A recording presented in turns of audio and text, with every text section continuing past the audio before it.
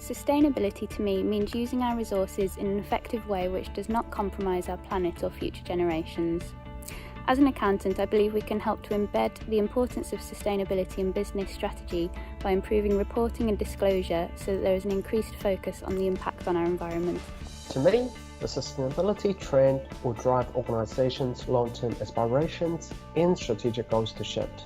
As professionals, we may expect to see our objectives to shift in similar manner. And as future business leaders, we should therefore adopt, support, and take the lead to bring people along the journey and to incorporate more sustainability thinking into daily decision-making processes. It's about caring for the planet in the same way that the planet cares for us. As an accountant, I think that sustainability reporting is the way forward. When we know the true costs and consequences of our actions, we learn to make decisions that are economically, environmentally, and socially beneficial. My favourite way of looking at sustainability is meeting the needs of current generations without sacrificing the needs of future generations. It's broad, but it's truthful, because sustainability isn't one dimension. With that in mind, I really like the tool set that integrated reporting provides. I'm not going to be a financial accountant, but within corporate finance, this will enable me to assess projects holistically and ensure the organisation that I work for continues to create value. Personally, for me, sustainability means leaving the earth in a better way than we found it. I guess the biggest change I'm going to see over my career is investors valuing companies based on their CSR profile, using ESG points rather than just historic profits. So you might have a really profitable company, but if it doesn't treat people well, or if it has a really bad record on sustainability, then it's not going to be attractive to investors and it's not going to attract a really high value. So that's the biggest change that I'm seeing as an accountant.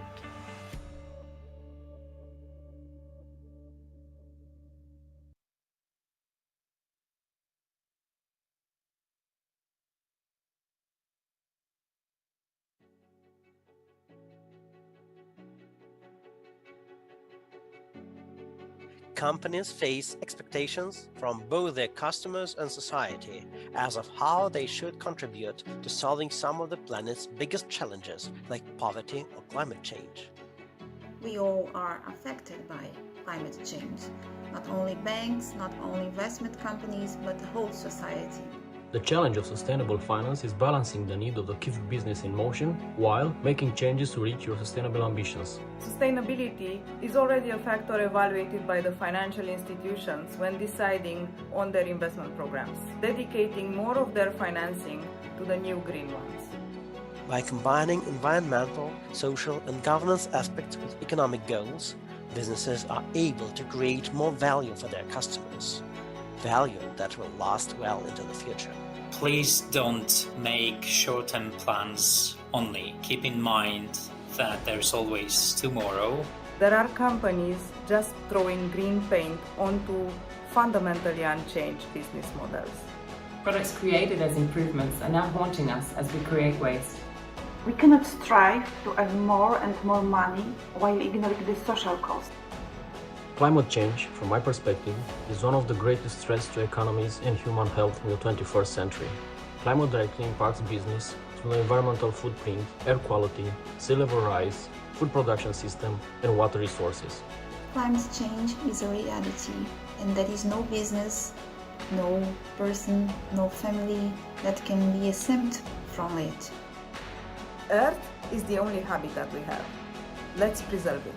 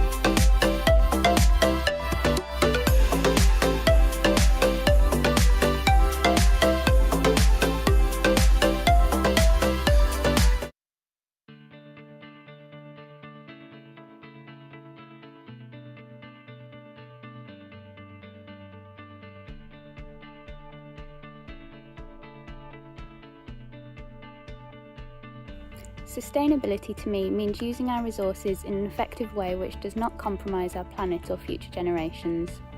As an accountant, I believe we can help to embed the importance of sustainability in business strategy by improving reporting and disclosure so that there is an increased focus on the impact on our environment.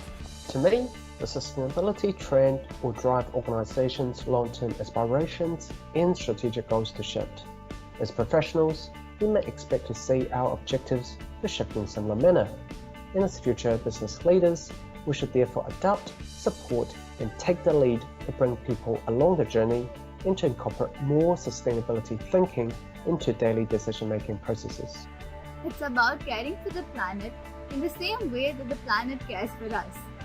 As an accountant, I think that sustainability reporting is the way forward. When we know the true costs and consequences of our actions, we learn to make decisions that are economically, environmentally, and socially beneficial. My favourite way of looking at sustainability is meeting the needs of current generations without sacrificing the needs of future generations. It's broad, but it's truthful, because sustainability isn't one dimension.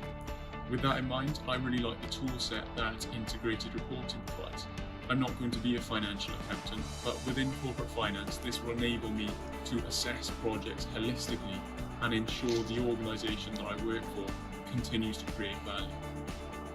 Personally, for me, sustainability means leaving the earth in a better way than we found it.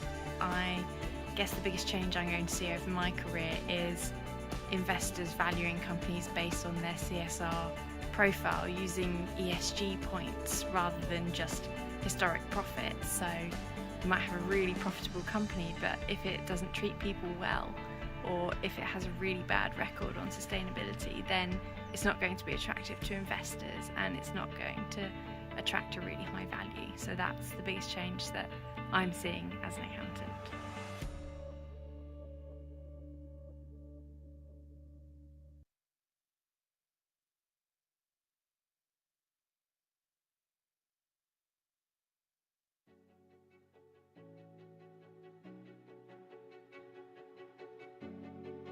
Companies face expectations from both their customers and society as of how they should contribute to solving some of the planet's biggest challenges, like poverty or climate change.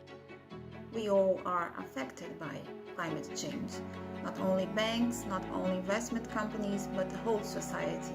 The challenge of sustainable finance is balancing the need to keep business in motion while making changes to reach your sustainable ambitions. Sustainability is already a factor evaluated by the financial institutions when deciding on their investment programs, dedicating more of their financing to the new green ones.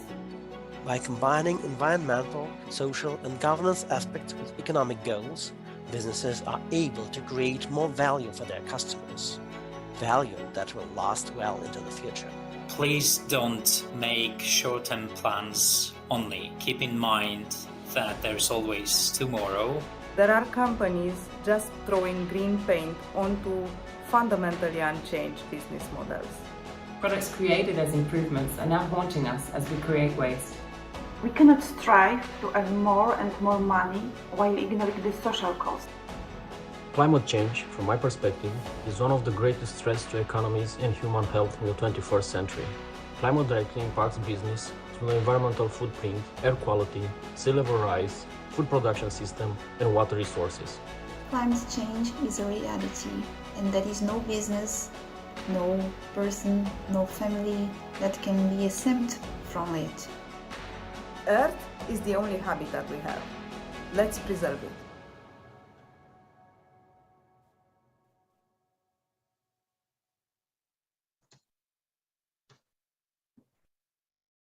Ladies and gentlemen, good afternoon from Jakarta, Indonesia. Welcome to the SMEs and Sustainability webinar, The Path Toward Sustainable Transformation. Proudly brought to you by the ASEAN Federation of Accountants, or AFA, and our member organization, the Association of Chartered Certified Accountants, ACCA. My name is Alki Pratama, Executive Director of AFA, and I will be your host today. On behalf of AFA and ACCA, it is an honor for me to welcome you to today's webinar.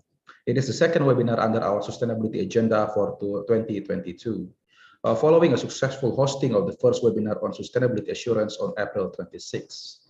Now, for those of you who may have missed that webinar, don't worry. You can go to our YouTube page, ASEAN Federation of Accountants, and relive the full 150 minutes of presentations from and also discussion with the panel of experts that consisted of representatives of the International Federation of Accountants, or IFAC, the International Auditing and Assurance Standards Board, or IAASB, the Indonesian Institute of Certified Public Accountants, or IAPI, the Japanese Institute of Certified Public Accountants, or GICPA, and the Securities and Exchange Commission of Thailand. Before we begin, some housekeeping matters to observe. Please kindly keep your microphone on mute and video off during the webinar. You are kindly invited and encouraged to participate in our discussion by submitting your question to the Zoom Q&A function if you are joining via Zoom, or to the YouTube chat if you are joining via our YouTube page. And please kindly indicate your name and institution. And feel free to do this throughout the entire session, so you don't have to wait until the Q&A session later. Please kindly also note that this webinar is being recorded. And if you wish to claim your e-certificate of participation, you will be required to complete the post-event survey. And a link to the survey will be provided towards the end of this webinar, and you will have exactly 24 hours to complete the survey. A link to download the presentation slides will also be provided once you complete the survey.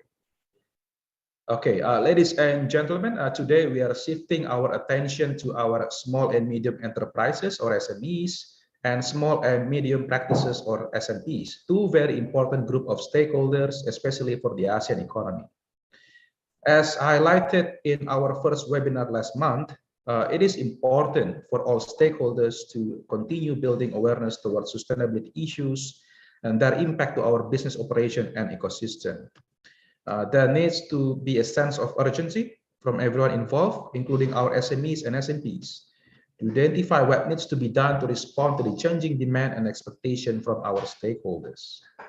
Now, accountants in SMEs and SMPs can offer the depth of analysis needed to enable their companies and clients to make better informed decisions about implementing more sustainable practices in business operation for business growth. And this also brings SMPs opportunities of new service line as well. Now, AFA has been active in focusing our efforts toward facilitating capacity building of ASEAN accountants, especially in the SMEs and SMPs.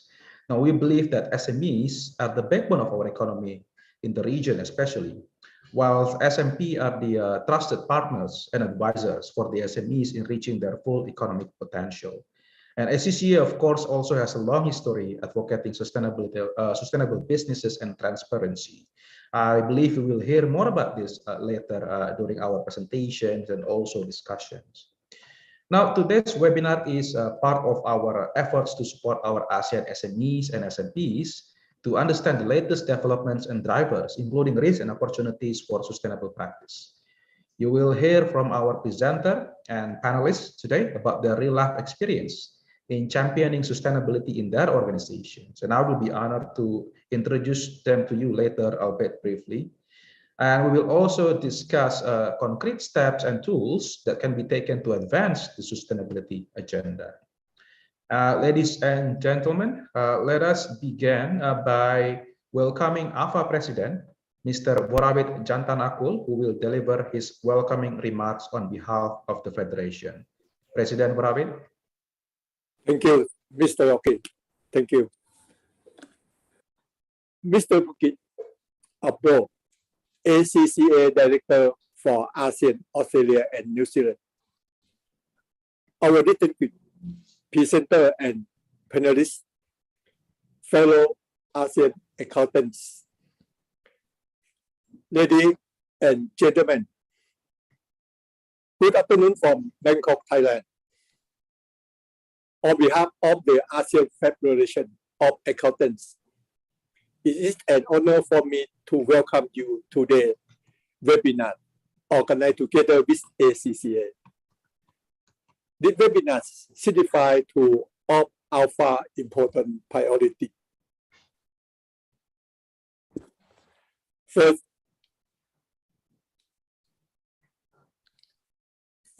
this is our second webinar under our sustainability agenda for 2022. The first webinar was organized on April 26, looking at sustainability assurance. Second, the topic for today's webinar, SMEs and sustainability. The pathway sustainable transformation is very much relevant to our focus on facilitating the capacity of our ASEAN small and medium practice or SMP. That is it organized under our Alpha ASEAN SMP webinars series. Leaders who think about their organizations go forward strategy, always incorporate and adapt sustainability concept to their business operation. Any organization that does not put this on their agenda might face its own damage. This includes our small and medium enterprise or SME. SME represent about 70% of business and more than 50% of employment worldwide. They are truly the backbone of our economy in ASEAN. Many of our discussion on sustainability have been focusing on the perspective of the large companies.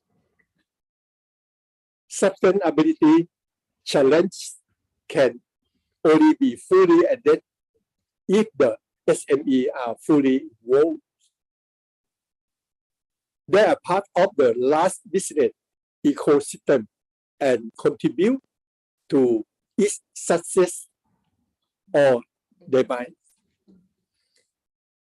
What follows is the increasing demand from our stakeholders for the SME to comply with the growing number of requirements related to sustainability practice and reporting. Accountants working in the SME practicing as part of the SMPs are now expected to understand both financial and non-financial information to help the SME in making better business discussion. For the accountants, this is the time for new opportunities. As the partners and advisors for business, including the SME, we need to make sure that we are aware as the forefront of the latest development in the profession, including on the sustainability.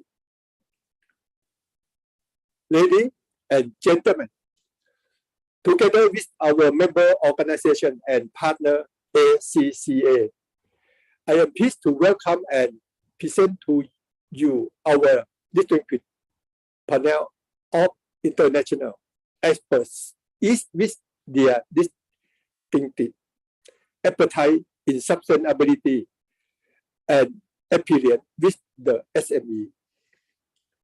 I certainly hope that you will make the best today's opportunity to learn from them and their experience. Finally, I would like to continue to emphasize our commitment to working closely with our member organization partners and stakeholders to build awareness and capacity of our ASEAN accountancy profession and contribute to the global sustainability efforts. I look forward to welcome you at our future events and activities. Thank you. ขอบคุณครับ Thank you, President, for your remarks. As you have rightly said, leaders who think about their organizations, go-forward strategies always incorporate and adapt sustainability to their business operations. And of course, sustainability is no longer good to have, but actually is now is a must-have. And I certainly hope leaders in the SMEs and SMPs also understand why it is important for us to act now. Okay, next, I would like to invite our good friend, Director for ASEAN, Australia, New Zealand of ACCA, Mr. Toolkit Abrol, to deliver his welcoming remarks. Toolkit. Thank you, Pak Aki, for the introduction, and President Varawut for the wonderful opening words. Hello, everyone, and what a pleasure it is for me to talk to you and say a few words to welcome you at this joint event between AFA and ACCA. Many thanks to our friends and colleagues at AFA for partnering with us on this virtual webinar about small and medium enterprises and sustainability. Our collaboration grows stronger every year, and I'm delighted that we have joined forces once again to discuss a very important issue facing the profession. We today have excellent speakers who will inform us, inspire us, and I'd like to thank them too for taking the time to join us today. And most importantly, my thanks to everyone in the audience for listening to us and probably taking a few takeaways back. Thank you for recognizing the importance of this topic and for joining AFA and ACCA in this conversation. We look forward to your active engagement today and in the days and months ahead. Before I begin, I'd like to set the scene a little. Small and medium enterprises make up 90% of all businesses globally. They are vital for economies to grow and to prosper. They are very important and are the lifeblood in many countries across the world. So it's important that small and medium enterprises understand and engage with the sustainability agenda. It is also important that their professional advisors, such as accountants, can help them with their sustainability journey as well. What I personally particularly like about today's session is what we are discussing, the actions that can be taken, why act now, and what can be done. These are important questions for all businesses, for all of us. But for small and medium enterprises, even more crucial questions, because they tend to have less access to capital and fewer resources. As such, taking action can be a challenge for them. But taking action in the near term will help small businesses and small business owners develop a key competitive advantage, and in the not too far medium and longer term, critical for business survival.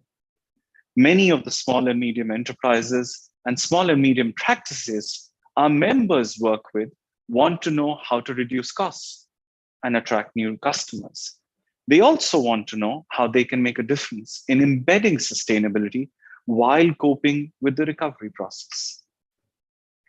For ACCA, the Association of Chartered Certified Accountants, as a professional body, our role is about communicating to our members and the profession at large that embedding sustainability, while clearly the right thing to do for society and the planet, also makes good business sense. Many small and medium enterprises will be at different stages of the sustainable journey. Some won't take the steps until and unless it's financially convincing or when they have to. As trusted advisors, professional accountants can help small businesses explore the reputational and customer expectation of risks of not focusing on sustainability and the potential opportunities of focusing on doing so.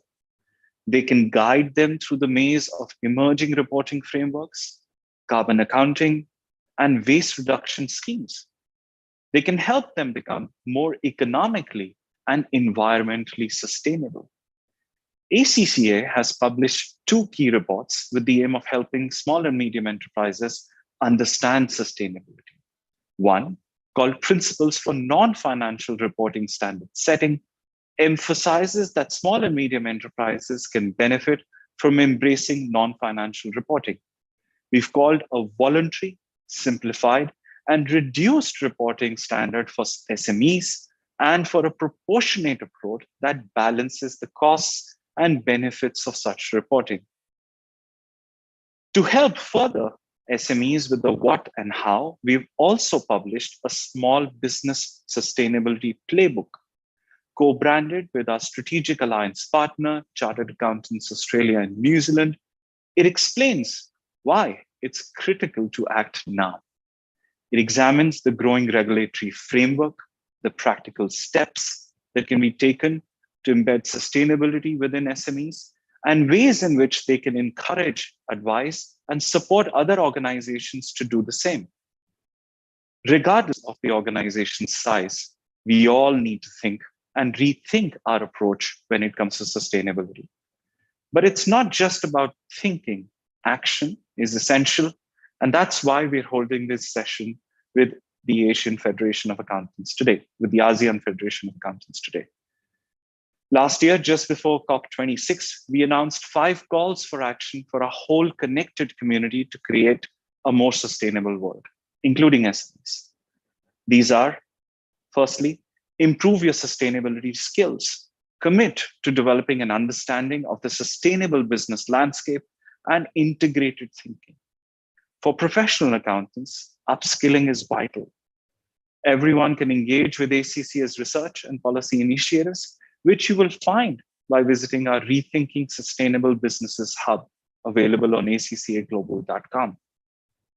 Include the second point, include sustainability in decision-making. Act for your organization to be society and earth positive. Use integrated thinking. Understand your dependencies and take steps to reduce your negative impact. The third action, holistically report on sustainability. Encourage the organization to manage and protect key sources of value, including human capital and natural resources, and report them in a connected way. Drive forward integrated reporting and integrated thinking. The fourth step, we invite you to join ACCA's big conversation. That's what we're doing today. This is a part of an ongoing global initiative to sustain a debate, because every commitment begins with a discussion. And we've been holding these discussions with many of our partners and stakeholders around the world, and encouraging them to hold their own discussions. Engage with us through our Rethinking Sustainability Business Hub that I mentioned earlier. And finally, take the accountability to change your world. This is one action for everyone, and is about taking small steps at home, at work, towards a more sustainable world. Collectively, for example, today we have 449 participants, each and every one taking one step or working with someone else or in our organizations can really make a big impact and make a difference. I'll now hand you back to Pak Oki, and I wish everyone a wonderful session. Thank you for inviting me. Thank you, Pak Pulkit, for highlighting the importance of our collaboration in the region, including on important topics such as sustainability. It is encouraging to see how our priorities in this space are aligned, especially on building the capacity of our ASEAN accountants. You mentioned upskilling. Yeah, and the only forward is most certainly together. And we look forward to learning from ACCA's experience, and of course, your vast resources and sustainability and other topics as well. So thank you for that, Pak Pulkit. Ladies and gentlemen, before we continue, I would like to invite President Borawit, Pak Pulkit, our facilitator, presenter, panelists, and guests to turn on your camera, please. So we will take a quick screenshot for our documentation purpose. So see if you could please turn on your camera. On my 3. Okay, 1, 2, 3. Okay, let's do another quick one. 1, 2, 3. Okay, thank you, everyone. Okay, ladies and gentlemen, to set the context for our discussion today, let us begin with a presentation from Ms. Alexandra Zaronina Kirilova, and allow me the honor to briefly introduce and invite Alexandra on screen. So Alexandra is the head of SME Professional Insights at ACCA.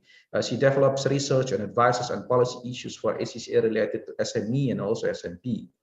Alexandra is the joint author of ACCA's recent reports on career opportunities in small practice sector, broader social and economic role of SMEs, and new models of business support, sustainability in the small business sector. She is also leading work on ACCA's Global Hub with SMP Content Practice Connect and Global SMP Community, the Practice Room.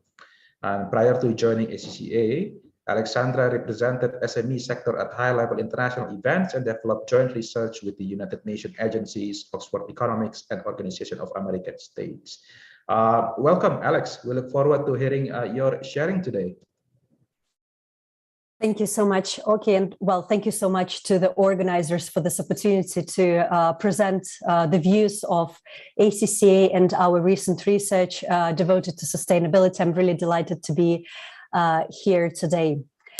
If we could just put I can see that we have the slides on the screen, which is really perfect. So I'll try to move them. Yeah, great. So today, as it was mentioned in the wonderful introductions that were made by excellent speakers before, the purpose of our meeting, of our webinar, is to understand the practical aspects of sustainability for SMEs and SMPs, who are so very important for global economies. So in my presentation, in my introductory speech today, I'll speak about our series of publications devoted to sustainability in small businesses specifically. We'll then take a closer look at the business case and why SMEs should be taking action now. And of course, after that, we'll discuss what you accountants and SME and SMPs can do and how and why you should be taking the lead. And then we'll further look at some practical examples and resources that could support you on this very, very important journey. So as it was mentioned by Pulkit before, so we've been really working actively on publications on research devoted to sustainability at ACCA, but also specifically within the small business portfolio. The last 12 months was very much devoted to talking to the small businesses, talking to small practices, understanding what are the gaps, what are the needs, and how we as an organization, as a professional body, can support our SME and SMP members in their sustainability journey. So on the screen now, you can see a series of reports and publications that are devoted to small businesses specifically.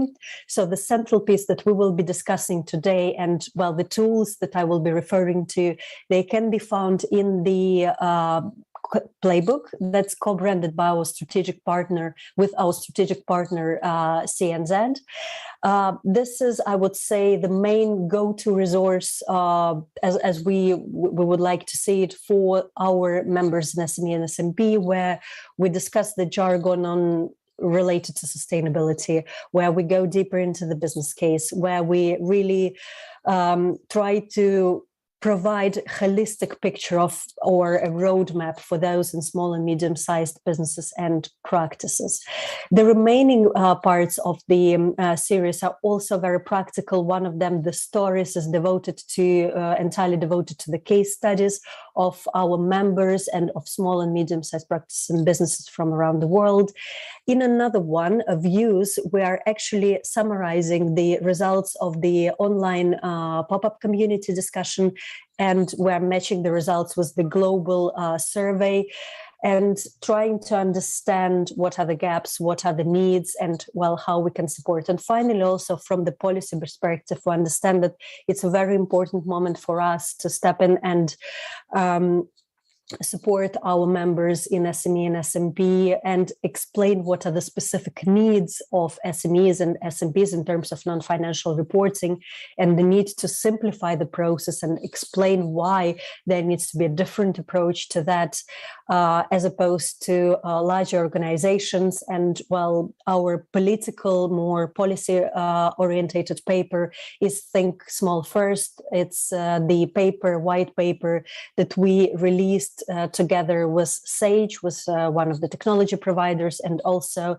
International Chamber of Commerce. And our call to action within this policy paper is standardize, simplify, automate, and enable SMEs. And we call the representatives of larger businesses, policymakers, to support SMEs, and we explain the needs of SMEs in that specific piece. So this is about our series. I'll also share the links to where you can find it a little bit later. And I put this figures on the screen now. This is the finding before we start the practical discussion on what you can do and the business case. And I'd like to highlight your attention to this. So alarmingly, the results of our global survey revealed that only 10% of finance professionals in small and medium-sized enterprises and 8% of small and medium-sized practitioners are currently having significant involvement in tackling climate change as part of their role. And if you look at those figures again, if you think about them again, and if you remember about all the imperatives that have been discussed in the introductory speech of our excellent speakers, so it does, in addition to the fact that, well, we need to all take the action, it also represents a huge untapped potential and opportunity for professional accountancy service providers. And there are so many avenues that you can take. And well, we should all, of course, remember that SMPs are trusted advisors. You have the opportunity and also the responsibility to engage. Accountants within the SME also quite often are the go-to person by the management, are the ones who are strategically advising on the development and the growth of the enterprise. And the green agenda, sustainability agenda should go very much together with the growth agenda and with the recovery agenda. And I know that very many of you, very many small businesses and small practices were facing incredible challenges during the last, well, almost 2 years, facing the lockdowns, the consequences of the lockdowns, but we should all remember that the green agenda, the sustainability agenda can perfectly be integrated into the recovery agenda. And there are so many opportunities that I'm sure will be mentioned also later by our panelists. So let's look at what we can do and let's look at why we should be taking action together. So in terms of what you can find as a guidance in the playbook, I'm sure you will have a chance to take a look at that. And I hope that you'll have a chance to download that, because that could be your guide. You can always decide on how much you can be involved, when you want to start getting involved, but just start taking the action. And I hope that you'll be able to take a look at that, to take a look more closely at the role of the accountants that you are, at the business case, at the action that you can take, at all of the resources and links that we have in the playbook, and of course at the amazing, inspiring case studies, stories of our members from around the world that are illustrating that action is possible, and actually action can be not only beneficial for the planet, but also for the businesses. So if we start with the question, why should we taking the action? Why should we be looking at the sustainability? Should it be a priority? There are so many reasons. There are so many factors to support the business case of actually starting to act, starting to support your clients if you're in SMP, or your companies if you are working within a small and medium-sized business. Well, why act now? Supply chain. Every organization, even if you're a practice, you are part of the supply chain.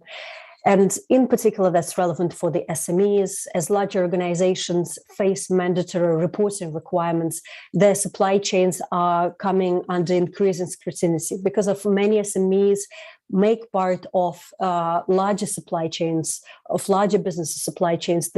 That's a key driver for them to become more sustainable, for you to become more sustainable, to start thinking of not only becoming more sustainable, but also how you can communicate that. And of course, accountants should be absolutely instrumental in that. Cost savings. Again, there are so many myths around the fact that sustainability is a cost, but we have so many examples in the playbook that actually contradicting the statement, and embracing change creates significant opportunities to reduce costs. Actually, if you look at water consumption, if you look at energy efficiency initiatives, if you look at recycling and reusing, we have some beautiful stories in the playbook from the SMEs from ASEAN region who are doing amazing work with recycling, and that has become their business. So look at those opportunities. It's very misleading to say that sustainability and embracing sustainable practices is a cost. It can actually result into significant cost savings. It's also about value creation. Becoming more sustainable and helping others do the same gives the organization a point of difference. It improves the brand reputation, and that's so important nowadays from the client perspective, from access to finance perspective, from so many other perspectives. I know that one of the main challenges often for the SMEs is to attract the right talent, to attract the people who would support the growth of your organization, who would have the right expertise, who would have the motivation, energy to help you recover and become better. And it's so important for talent to see that you are doing something in that field, that you're taking the steps in that field. Potential employees are attracted, and in particular, if you look at specific generation and Gen Z, they are attracted to apply to work and stay with the organizations that value the values of which are aligned with theirs, that have clear purpose, that stand for social and environmental issues. So talent, and if you want to attract the right people, that's another good reason to turn to sustainability. Investment, I've already mentioned about that, but we all know that in order to expand, you typically need capital. And investors, funds, capital markets, and financial institutions are encouraging, if not requiring, in some countries, in some regions, the companies to disclose also some non-financial risks and demonstrate their commitment to more sustainable practices. So again, it's a good reason if you want to grow, if you want to get access to capital, think about sustainability and how you're disclosing information. And of course, resilience and innovation. Well, I've spoken in the beginning that it's the importance of embracing change is so important for small businesses. We've seen that all during the lockdowns, when small businesses had to rethink the way they operate, reimagine their business models. And well, the biggest risk there was to stay in the business as usual mode. And well, if you focus on sustainability and embed it into your decision making, it also leads you to better risk management and strategic planning. And it helps you to become more resilient. It helps you to become more prepared for the shocks that we hope we won't be seeing, but we should all be prepared for. So just some of the reasons to act, I hope they are appealing enough to you. And and of course, what you can do, what you can do as accountants, because I've had very many conversations during the last 12 months with your colleagues, with your peers, and quite often I was hearing that, well, I'm not an environmental sustainability specialist, I'm not an ESG specialist, why should I act, why I should be taking the lead? And actually, you're at the heart of every organization. If you're not taking the lead, then you're putting your organization in risk, and you're very well positioned to act. And there are so many things, so many steps that you can take to lead your organization to the sustainable transformation. Well, we can look at different areas of that. You can see them on the screen. Well, first of all, advising and connecting, that's your role. You're a trusted advisor.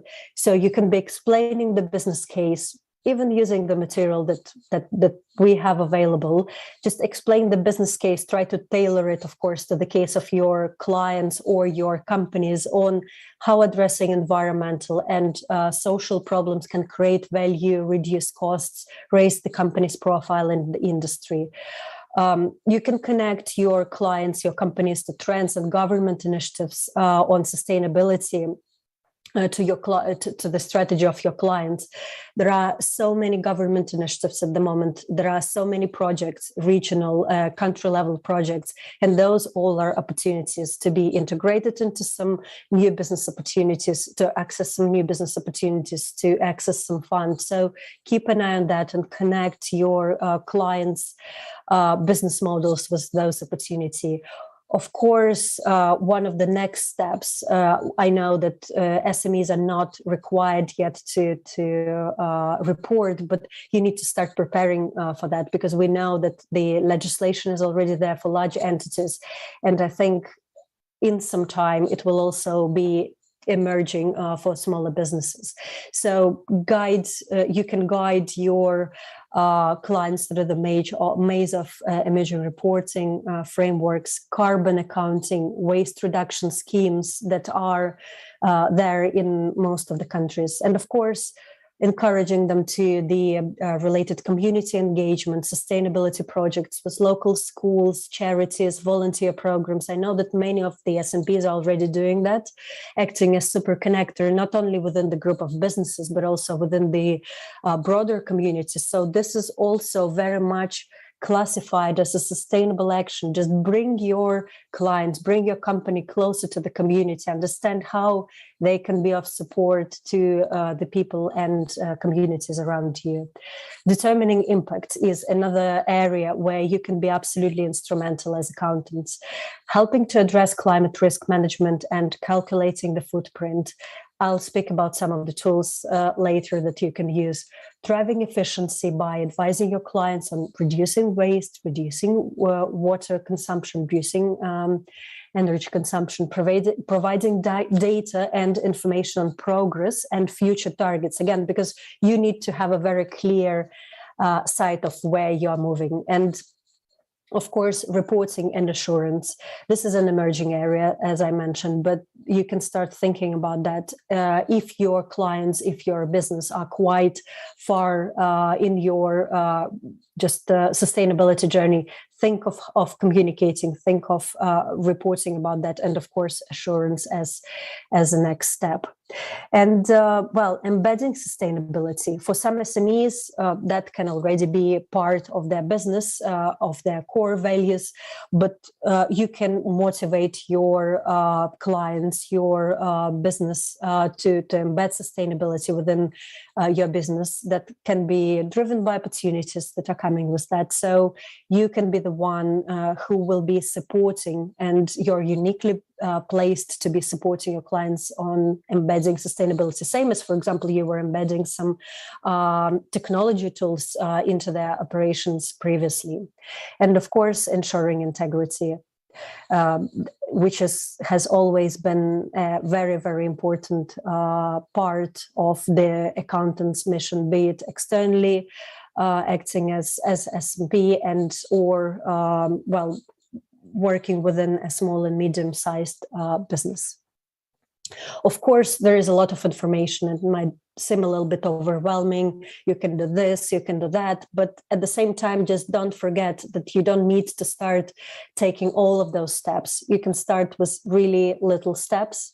And from our conversations that we were having with the SMPs, specifically around the world, we learned that we understand that learning about sustainability and taking action can take time. It's absolutely normal. And we understand that quite often the journey there starts by, first of all, raising their own awareness, if that's for SMPs, and then raising the awareness of the clients on why it's important to think about sustainability, what's the business case, what are the opportunities, then analyzing the business models. And very often the SMP start with analyzing their own business models, identifying what are the rooms for improvement, what are the opportunities for transformation, and then doing the same for their clients, and further going to reporting and non-financial indicators and assurance. So it's a gradual journey. You don't need to start with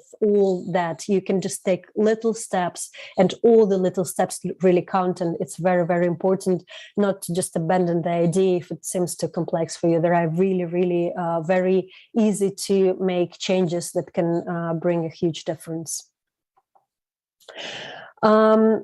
We've included, just to support you with this journey, to support you with taking the steps, we've included a guide to action section within the playbook.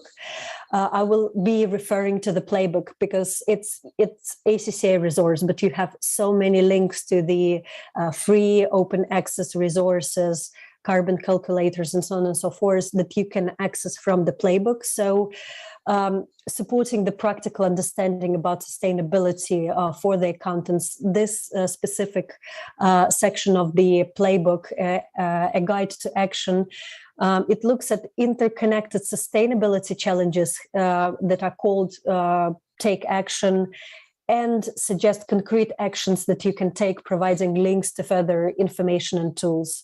For example, you can take a look at climate and environment, waste reduction, recycling. For example, we explain what's scope 1, 2, and 3 emissions, how to understand them, how to calculate them. We suggest tools and calculators for measuring carbon footprint. We were focusing on providing open access resources and the resources that are tailored to the needs of the small businesses. We share some top tips on how you can reduce carbon emissions. We share some insight about access to green finance, for example. We further look at human rights and inequalities as another area. Sorry, we look at diversity and inclusion as well, because this is the very important part of the broader sustainability discussion. We, for example, suggest toolkits and resources for creating an inclusive workplace, empowering and monitoring and mentoring employees, provides top tips on analyzing supply chain. So you can find wealth of resources, wealth of guidance. You can just choose the area where you would like to take action, be it climate, be it human rights, be it waste reduction, be it diversity and inclusion. Just open that section of the playbook and you will find the resources and guidance for you. Also, just getting back to where to start. If you would like to start your journey from the environmental climate change related aspects pillar, the path to net zero often begins by committing to reduce emissions using, one of the initiatives. And we suggest some of the existing international and national initiatives that can assist your businesses to set your targets, to set the goals, and then to join the group of those who are willing to pursue those goals. So again, you can find the information about that in the playbook. Another area, a very straightforward one that you can start with, is analyzing your supply chains. And analyzing the supply chains of your clients as well. You have all the data for that as accountants. So we know that globalization has made supply chains remote and opaque, and SMEs often don't have the sight of their whole value chain. But as large businesses are being required to investigate and report on their supply chains, SMEs can also expect increasing scrutiny from the procurement offices from large companies. If you would like to, for example, take part in the public procurement process, that's quite often a requirement to report in more detail at the supply chain. So investigate your supply chains, not only for emissions, environmental impact, but also from the social perspective. You can use a risk-based approach, considering the product, service, and location. You can request information about fair labor practices, human rights, and anti-corruption policies. And always think not only from the product, but also from the service provider's perspective. So there is so much that you can do with the supply chain, and that can also be your first step. And you can find, you can of course start with first easy, quick steps, which is perfect. However, of course, at some point, you would want to start at the business transformation from a more holistic perspective, and observing the impact of the first steps, looking at what worked better, what didn't work, would also help you to approach the business transformation in a more holistic manner. So in the playbook, you'll find advice on your sustainable transformation, how to get it right, where to get started, how to set up sustainability goals, and how to integrate those into your business models, how to speak about that, and the importance of including your teams and clients. And well, we have some checklists, for example, that could help guide you through just preparing for those discussions. Of course, we also highlight the importance of governance and the partnerships for the SMEs transforming your businesses, and what are the aspects to be taken into consideration from governance and partnerships aspect when going through the sustainable transformation. And well, we then look at the opportunity of being part of a circular economy and bring some real life examples from SMEs from around the world who have really wonderful stories to share. And I hope that you will all be able to access the playbook and take a look there.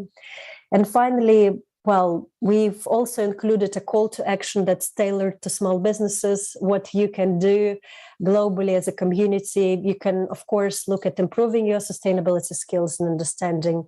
Keep gathering resources, start conversations like this today, or conversations in smaller groups.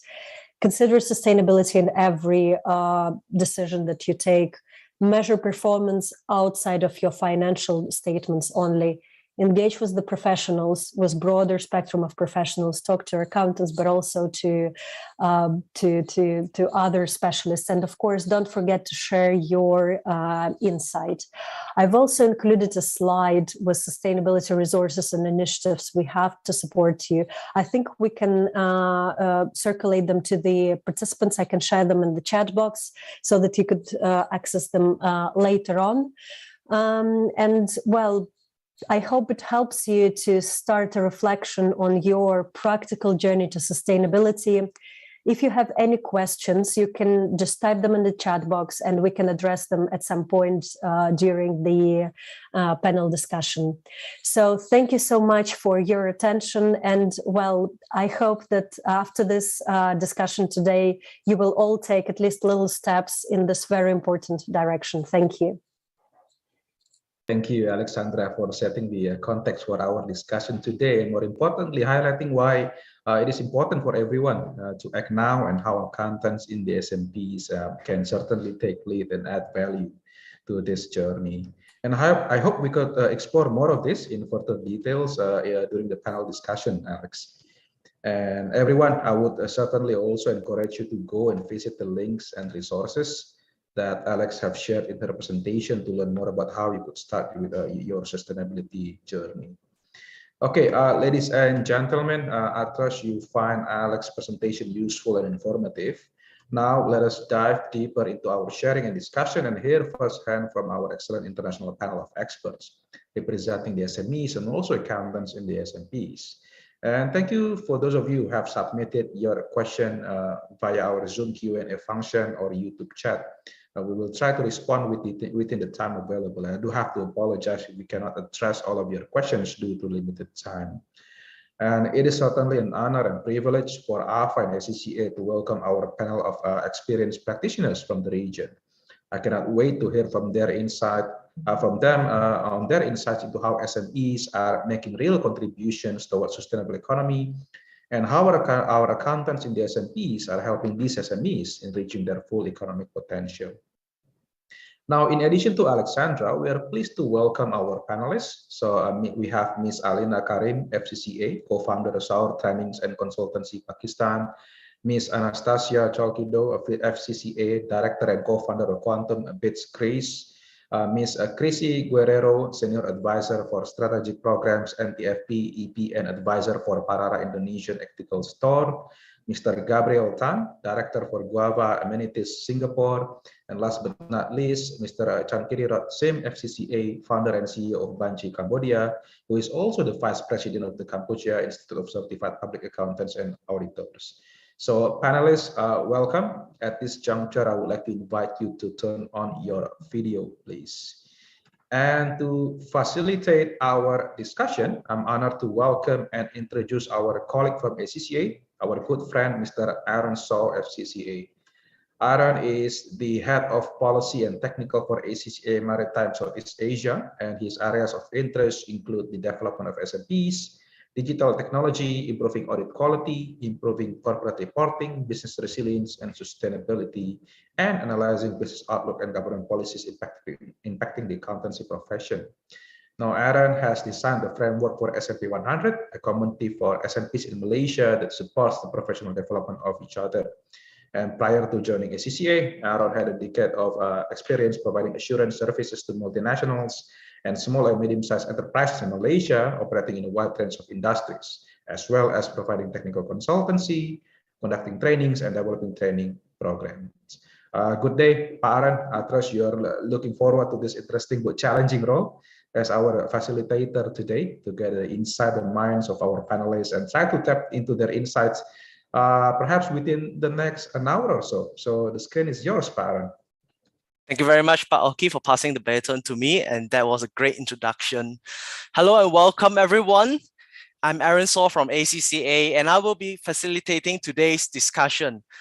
It is an uphill task for me to facilitate this conversation with a lot of experts and professionals from diverse background. And thank you very much, President Voravi and Phuket, for the inspiring speech to kickstart our event, and for Alexandra for a lot of information. I'm sure our audience have a lot to digest. And personally, I would encourage everyone to take a look at the playbook. So this discussion intends to shine a light on some steps and tools that can be taken by SMEs and the accountancy practitioners, the SMPs, to advance your sustainability agenda. One of several reasons SMEs may not be embracing sustainability is the lack of awareness about business case for becoming sustainable. I'm sure Alexandra has done a good job in shining a light on informing everyone why we should take action now and what's the business case to be sustainable. So another hurdle is the lack of knowledge about how sustainability initiative may affect business strategy. I intend to help you overcome this hurdle by asking our panelists about their experience in championing sustainability agenda in their respective business.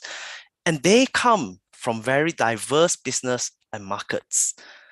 I'm sure a panel of speakers is like me. We're so excited to get this going. So let us start by getting to know a bit more about our panelists and the business before talking about their sustainability journey and what we can learn from their experience. So we have 5 panelists today, and to introduce a bit of system and process, perhaps let's go the old-fashioned way alphabetically. Beginning with Elena, I would like to invite you to introduce yourself and your business, and perhaps tell us, where did your sustainability journey begin? Hi, Aaron. Thank you so much for having me here. And that's the advantage I always enjoy with my name, starting with an A. So I'm Alina Kareem from Pakistan. I'm an FCCA.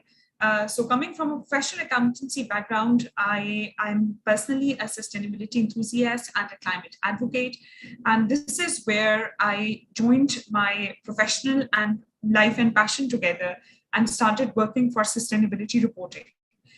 Coming from a country from the global south, Pakistan is one of the 8th most affected countries by climate change.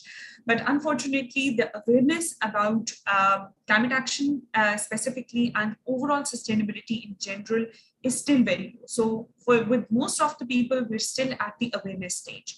That's where the idea of Shaur trainings and consultancy came up. Shaur means awareness. So that is what we're focusing on. We started our journey with that. So raising awareness in the masses and reaching out to corporates and SMEs, and then guiding them about how they can make their businesses more sustainable That's what we are focusing on.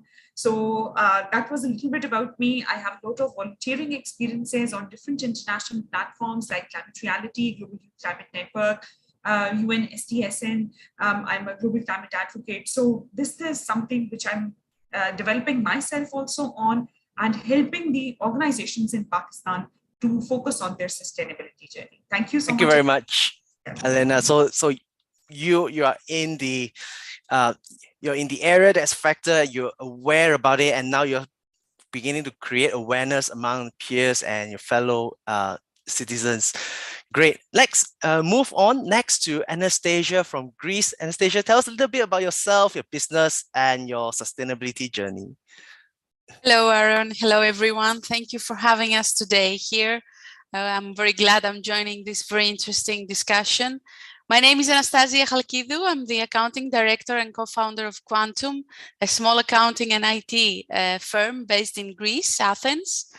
I'm an ACCA member since 2011, and I'm one of the hosts of the ACCA Practice Room, part of the Practice Hub that Alexandra mentioned in her presentation. A great initiative connecting practitioners from all over the globe. So I invite everyone who is interested in discussing many issues, of course, sustainability as well, to join us. Sustainability for Quantum and for my professional experience was always there in our corporate social responsibility and digitalizing activities that we run at Quantum for us and for our customers. But to be honest, we have not yet realized it until the latest 2 years.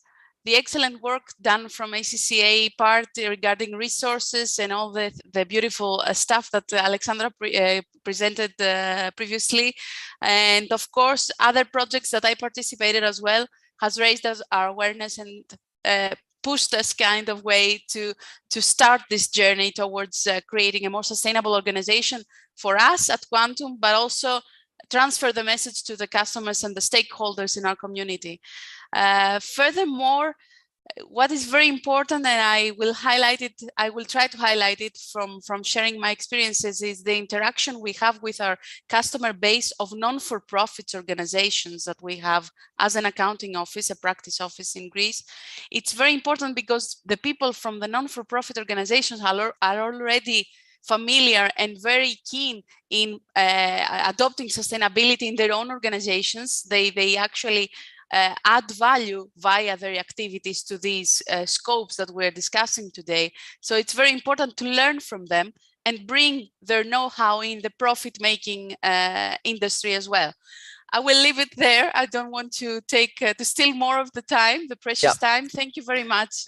Thank you, Anastasia, for the great introduction. So you're also learning from others and connecting with non-profit organizations, taking some knowledge that they have already developed in this area. Next up, I would like to invite Chrissy. Hello, thank you, Aaron, and good afternoon and good morning to everyone. I'm Chrissy Guerrero from the Non-Timber Forest Products Exchange Program Asia. Maybe it's the first time that our friends in the room are hearing this term, but probably if you take forest honey, if you're sitting on a rattan chair, bamboo, then you are in touch with these products. So our organization is a collaborative network in South and Southeast Asia, assisting community forestry enterprises in improving their quality, maintaining the habitat where these products grow, especially since there is a lot of threat from different business models as well, and assisting in the marketing. So we're also very happy to be invited here because though there are large forested nations within ASEAN, such as Indonesia, Laos, Myanmar, and others, forestry is still to find its place in the ASEAN micro, small, medium enterprise agenda, and we're happy to be a part of that process. So we assist with several enterprises and what we call green intermediaries in marketing and product development. Mr. Okia introduced me as part of the Parara Indonesian Ethical Store, which is a business involving indigenous people, women fishers, farmers, activists to present products within in a restaurant and provide the kind of alternative narrative in terms of products that are local, fair, healthy, and sustainable.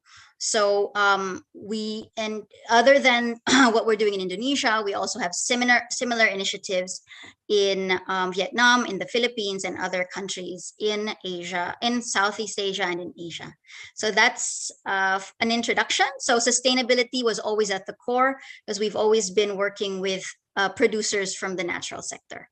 Thank you. Thank you very much, Chrissy. So at least we can see a difference there. Chrissy's business as from the core is about sustainability. It's very close to environmental and social impact, and bringing economy to the forest community.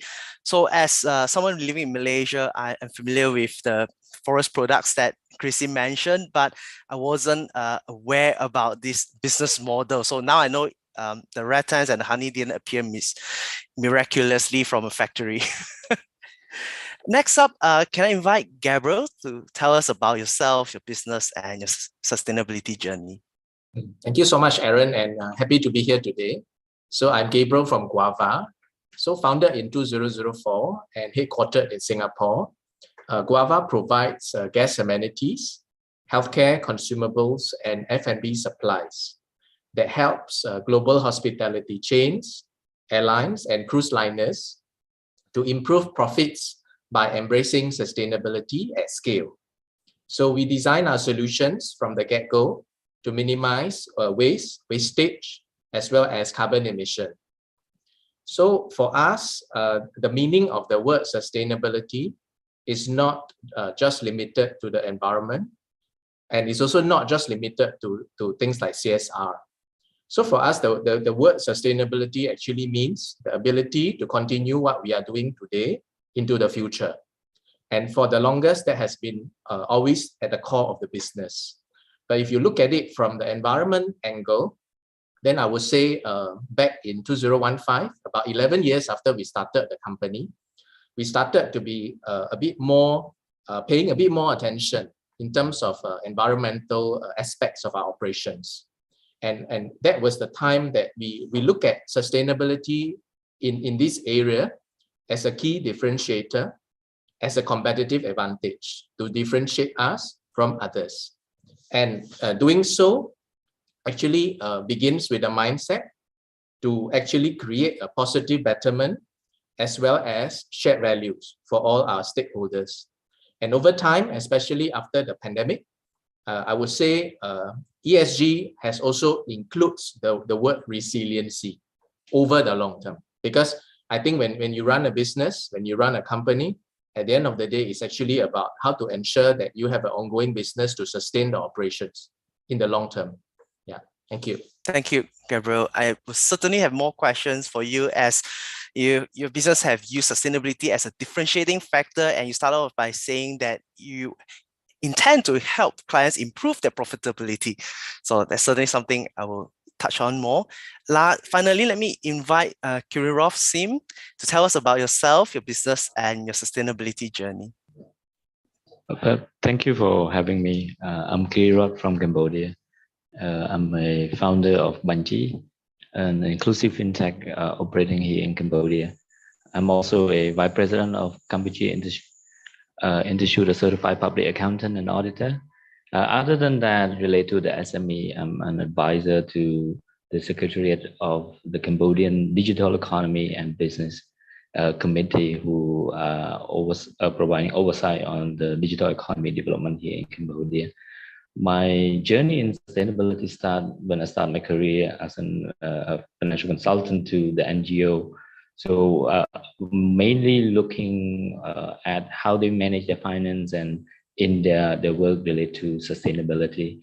But later on, when I start my business as a fintech, a technology company, inclusive and sustainability is fundamental to our business model. Last year, we were one of the 13 company was awarded by the Cambodian government as an inclusive business here in Cambodia. So that's how my journey in sustainability so far. Thank you, Kirov. So I will also have some questions later, as funding has always been a factor in transition towards sustainability. So in our panel, we have 3 accountants and 2 representatives of business. So now that we know a bit more about them and the business of the organizations, let's jump into understanding the experience in championing the sustainability agenda. Firstly, I'm going to stay on the point of how Gabriel is using sustainability as a differentiating factor for his business. So perhaps, Gabriel, you can tell us a little bit more about how sustainability measures have been beneficial for your business as that differentiating factor. Okay, so as I mentioned earlier, our clients are global and cruise liners. And therefore, given the global reach of our customers, the sustainability direction that we undertake, we actually take the guidelines from the United Nations Sustainable Development Goals. And although there are 17 of them, it is not possible for a company to say, I want to do all 17. And therefore, what we do is that we focus on the areas that are very important to our customers. So in this case, that will be the SDG 11, 12, and 13. And what it means to us and for our customers on a global basis is that we design solutions that will help our customers to minimize waste, wastage, and carbon emissions. So we limit the focus of our activities on the key areas that are important to us and that of our customers. So by looking at the guidelines of the UN SDGs and organizing our business in such a way, it has helped us to help customers not only reducing their environmental impact, not only by helping them to be more sustainable as a hotel chain or airlines, but also at the same time helping them to achieve higher profitability. We do this by, for example, decentralizing manufacturing. So instead of the conventional model of producing in 1 or 2 countries and distributing products all around the world, we actually work with a network of manufacturers around the world to produce products and services for our customers in location that is nearest to where they are located. So by doing so, we help them to achieve both profitability and sustainability at the same time. And by doing so, especially, for example, if you look at last year, there's been a great interest in the area of net zero, especially after the COP26 in Glasgow. So at the moment, there's a couple of the global hotel chains. They are looking at sustainability target of achieving net zero in the area of guest amenities by 2030.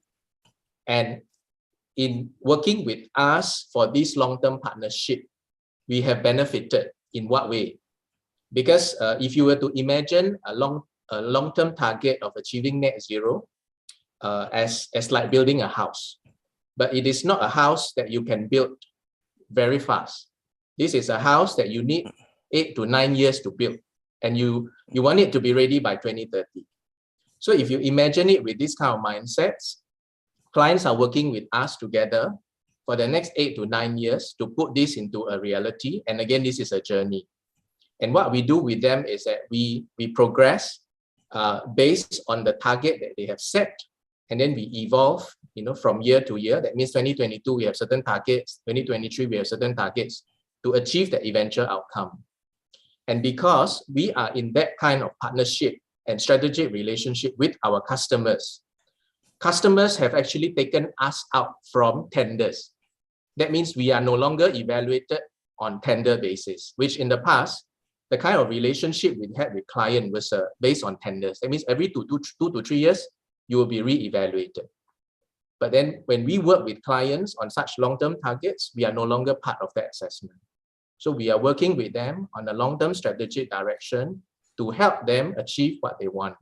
And at the end of the day, that brings a lot of value to us as an organization. And I think that is also one of the way how sustainability has paid off for us.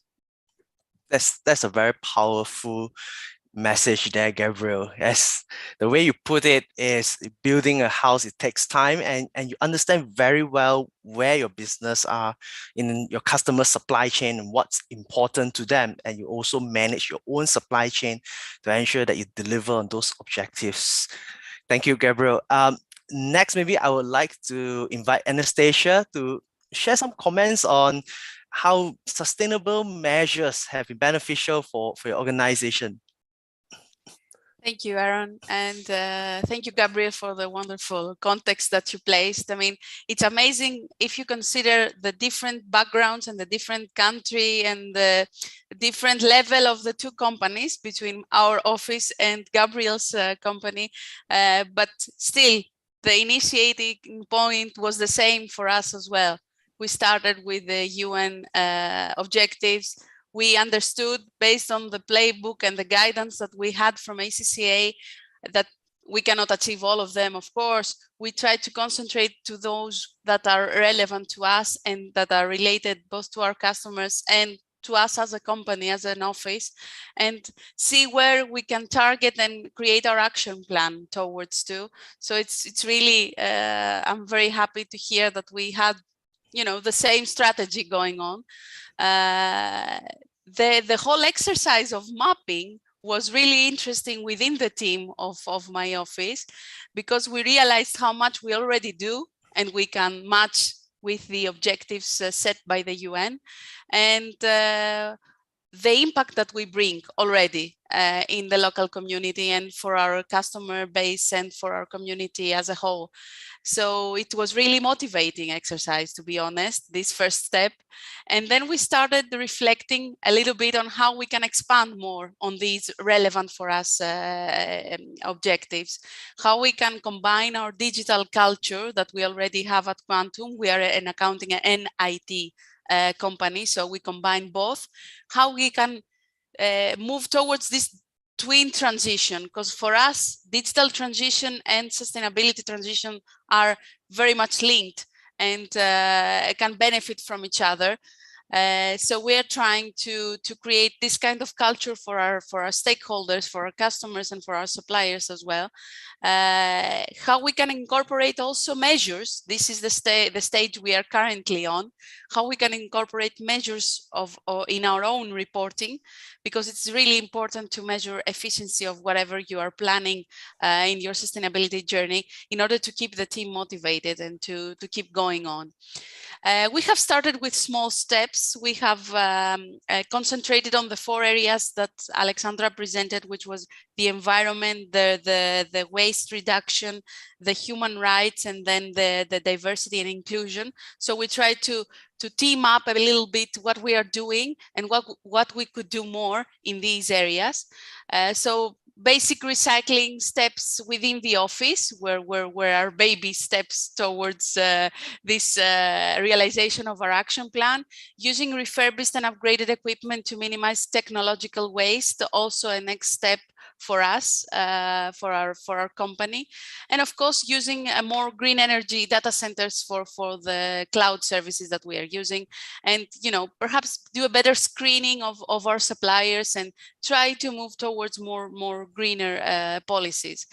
Inclusivity also was another example I could mention. We are proud mentors of social entrepreneurship scene in Greece. We support many organizations, as I said, and a non-for-profit organization. And I was very happy to hear that Kirillov came from a non-for-profit background and brought that kind of thinking in the profit-making scene. So it's really important to make that connection and learn from the people that are that sustainability is already there in their scopes, and take on best practice that is already existing. So I will leave it there and continue. Thank you, afterwards. Anastasia. Yep. So I can see you've used sustainability and also incorporate it into part of your culture.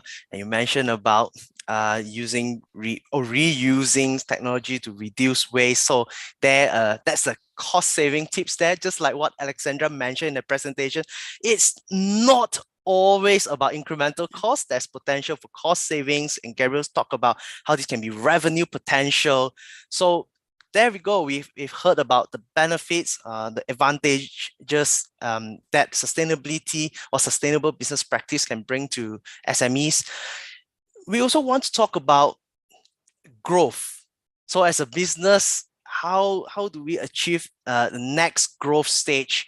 And for that, maybe I like to invite Chrissy to comment about how in the growing your business, ethical store, how do you balance purpose and profits in securing growth opportunities? Thank you, Aaron. Thank you for that question. It's a great challenge, but it's a fulfilling process, considering the Parara Indonesian Ethical Store started right before the pandemic, where we were using local materials, local food materials to present different dishes that are familiar with consumers, urban consumers. But of course, when everything shut down, then we had to kind of revise all our business model to make to cater to people working at home, baked goods, all of these things. So maybe I'd like to, I have 3 points. I think one is networking, second is innovation, and the third is credibility.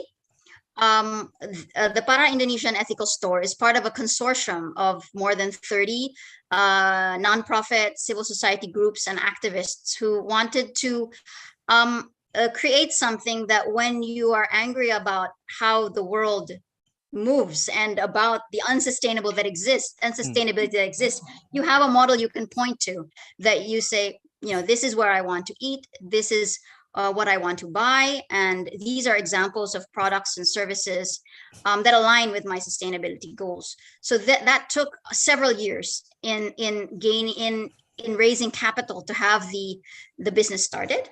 But because of the network and the different capacities, that has been possible. And because of the investments that have been made, expansion to other areas, other parts of Indonesia, as well as linking up with larger players who have brand recall, who have already a great track record in the industry, is the way we're moving and the way we're growing. So I've heard also from Gabrielle and Anastasia that many of the measures to reduce, to improve on sustainability have been a lot of waste and maybe water reduction and chemical reductions. Also a big in response to the person who asked about transformative sustainability, is important as well to look at food and our food procurement.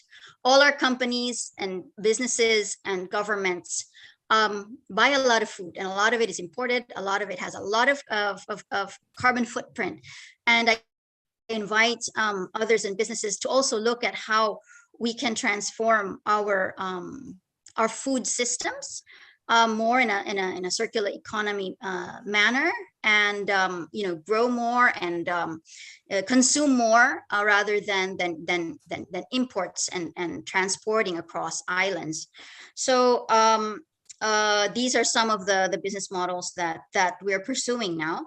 And in terms of credibility, because from your presentations, on assurance and quantitative measurements, we can really see that you're really measuring sustainability. But many out there just throw the term left and right. And I know that in the video that I think some mentioned that for micro, small, medium enterprises, assuring quality, assuring sustainability is more costly than others, as was mentioned.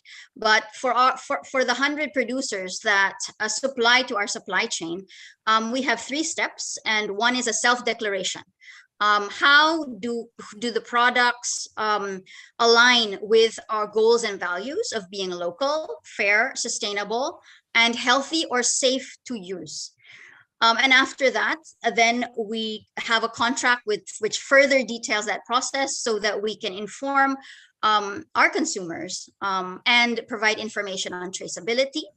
And the third step would be on what we call participatory certification, or a guarantee assurance, which involves stakeholders in a local area and builds on the knowledge of local players, especially since forest products come from age-old systems where knowledge is found locally.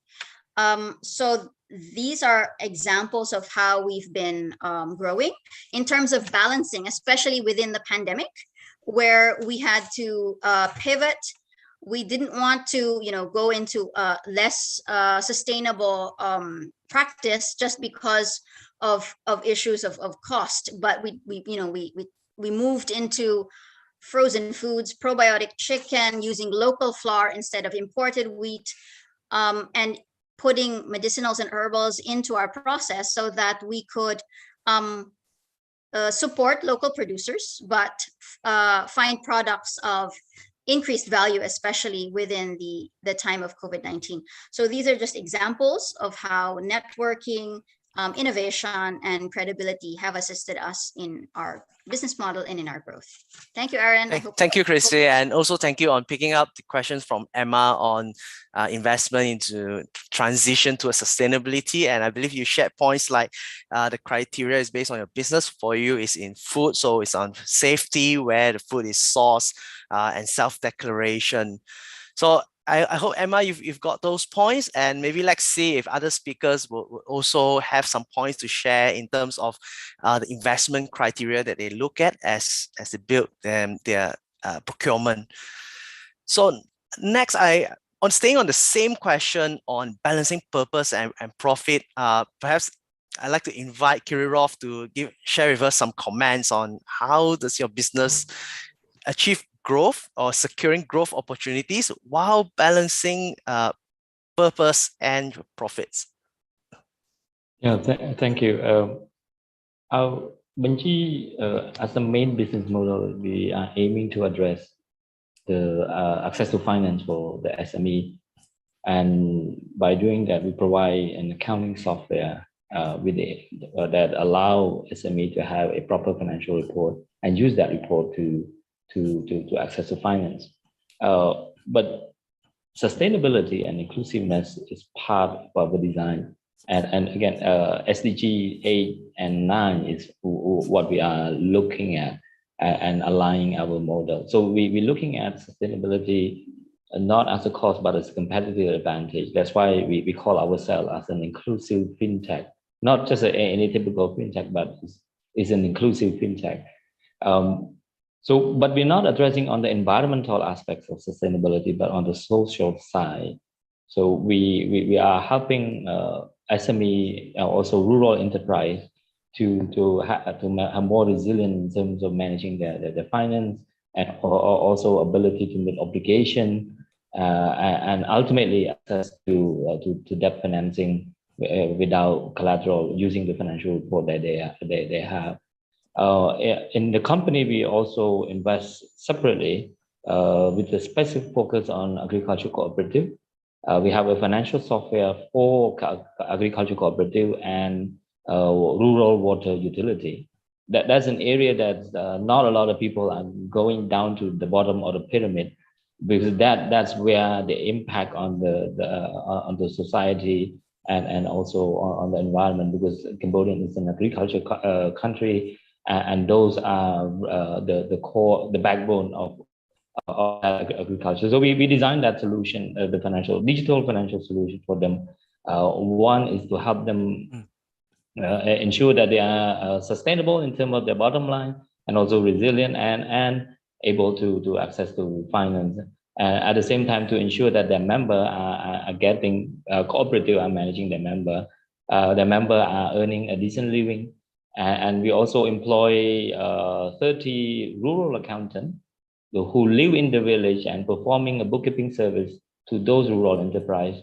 So the earning above the average, the earning average even in the city, without even doing studying and accounting or anything. So that's where we ensure a decent work for people living in the rural area as well. So, but that's we see it as a competitive advantage for us to compete with other fintech in this space. Thank you, Kirov. I think in one of the past interviews at the time, you've already reached 4,000 SMEs. I'm sure the number will have been much higher now. And so really great to hear a story about how what you're doing is actually changing lives and ensuring the agricultural sector in Cambodia is getting access to financing, and accountants in the rural area has an opportunity to provide services to these farmers or agricultural entrepreneurs. Thanks, Kirov. So up next, I think there's a question that came in from Susila, who wants to know what are some of the knowledge gaps on sustainability practices by SME. Perhaps I can invite Elena to share your comments on these questions. Perhaps this is also one of the challenge that you see or you experience among SMEs in adopting sustainable measures or in aligning their operations with SDGs. Over to you, Elena. Thank you. Yes, I think this is a very major challenge which has been identified over here. On one hand, we are saying that we're struggling with convincing the SMEs about the importance of sustainable business practices. But once you create that awareness, then you need to have qualified professionals also who can actually guide in this regard. So whether it's speaking about, just like the discussion was happening, that maybe it's not possible to focus on all the UN SDGs at the same time. So you have to pick and choose and focus on the ones which are most important for the area in which your business is operating, or maybe the region in which your business is operating. So in that case, yes, there is a severe lack, and I think this is where today's webinar and the importance of accountants also come in, that we focus on numbers. That's not normally our primary job. But now, along with that, creating the value and guiding companies about how they can change their business practices, that is a very major area. And when we talk about accountants, yes, unless you know where you need to start from. So just something as basic as, first of all, calculating where you are currently standing. One of my fellow panelists mentioned that they're using software services. Yes, once again, when we talk about the gap, it's not just about knowledge, it's about even the technological support available also. There are very few softwares also available at the moment, which are going to completely evaluate where your business is standing at the moment. So a lot of things need to be covered. I personally see it as an opportunity area also, that right now there is a gap, be it technology, be it human resource, qualified human resource, which is going to cover this. And now we need to have a lot of qualifications are coming in. We have a lot of work opportunities available through which the professionals can be trained and they can fill this gap. But right now, yes, identifying where the company is currently standing, where it needs to be, and the how part, that's where we need more people to come in, and the support of technology also. Thank you, Elena. So talking about several gaps there in terms of understanding technology and how in managing people. Perhaps, Gabriel, you would also like to chip in here about some of the challenges that maybe you personally have experienced in your business, or maybe among your peers that you have observed in terms of the challenges in aligning the operations to SDGs, where I remember you have chosen 2 SDGs to align to. So perhaps what are some of the challenges that they experience? Okay, so something that is commonly heard, I mean, that a lot of people would agree would be, they often hear that sustainability is expensive. And I think that is something that everyone can sort of, there is a common myth, everywhere you go, that this seems to be the case. But at the end of the day, sustainability also means good business. So like in our area of business, it makes sense because our customers are global organizations. And therefore, if we were to insist of manufacturing in a centralized location, it actually is not to our favor. And therefore, by decentralizing manufacturing to be closer to where our clients are located, actually makes perfect business sense. And by doing so, that actually helps us to reduce carbon emission, reduce our transportation and logistical costs, ensure that our supply chain is more resilient because we are not just relying on one or two sources. And therefore, along the way, that also helps to reduce our costs. So again, what I would like to say is that sustainability is good business. And most of the time, it makes perfect business sense. So even if you may not be aware of what is, you may not know, for example, some companies or some accountants may not be very familiar with the UN SDG, then perhaps that need not be your starting point. But I think some examples that has been offered by the fellow panelists with regards to, I think, very important to look at your business, your operations, your practice, and what makes reasonable or good business sense to you. So for example, if you do not need to upgrade your computer every 2 to 3 years, then maybe you don't need to do that. For example, if you could work with people in the rural areas to help them to earn a decent living, but at the same time also bringing value to your overall business and your customers, that is also another starting point to start with. So it is always good to start somewhere and do it, slowly, and as you gain more appreciation towards what you do, then you are in a better position to start looking at resources. Oh, if you are looking at this, what are people doing in these areas, or what would make even better sense? And then perhaps you can upgrade your knowledge from time to time, up to a time that perhaps you want to leverage on some of the more sophisticated resources. But do not get intimidated because these are new terms to you, or you are not familiar with what are the guidelines or the practices, or things like the UN SDG, and that becomes a reason to intimidate you not to get started. So the most important thing is to start somewhere, take the small steps.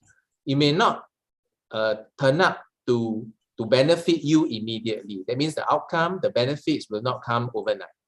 But it's really the appreciation of understanding what makes a good business sense. And then as you meet your peers or fellow accountants, and perhaps you can actually share about some of the practices that you do, and perhaps people can also offer you some ideas. Oh, if you're doing that, how about doing it this way? So it's a journey.